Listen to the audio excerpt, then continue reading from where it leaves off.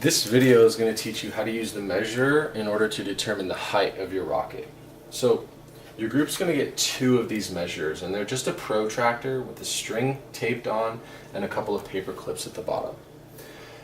Now, in order to check that you're holding this measure correct, there's a couple ways to do that. First, you can check that the round or the semicircle part is facing the ground and the flat part is facing up.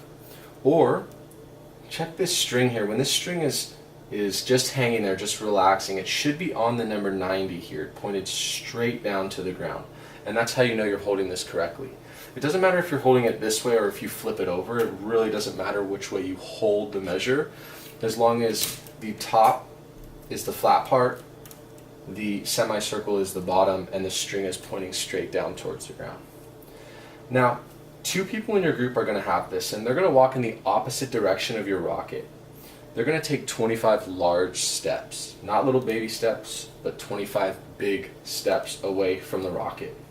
Then they're going to point either side of the top directly at the rocket. Again, it doesn't matter which side you choose, but either side you have to point directly at your rocket. So we're going to pretend that this side is pointing at my rocket over here.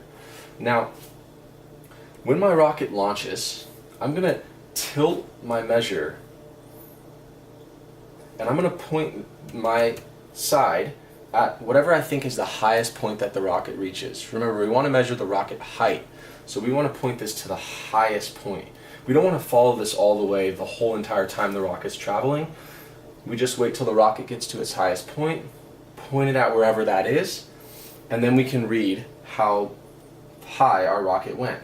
So if I point this at my rocket, we're going to pretend my rocket went this high. And now I can look and read which angle my string is pointing at. Now it's super important you read this correctly, because on a protractor there's two numbers. There's numbers that are less than 100, or two-digit numbers, and there's numbers that are bigger than 100, or three-digit numbers. We want to look at the two-digit numbers. It doesn't matter which side you're on, you always want to look at the two-digit numbers. So when I look at this one, it's between 60 and 70. So I'm going to say it's about 65 degrees.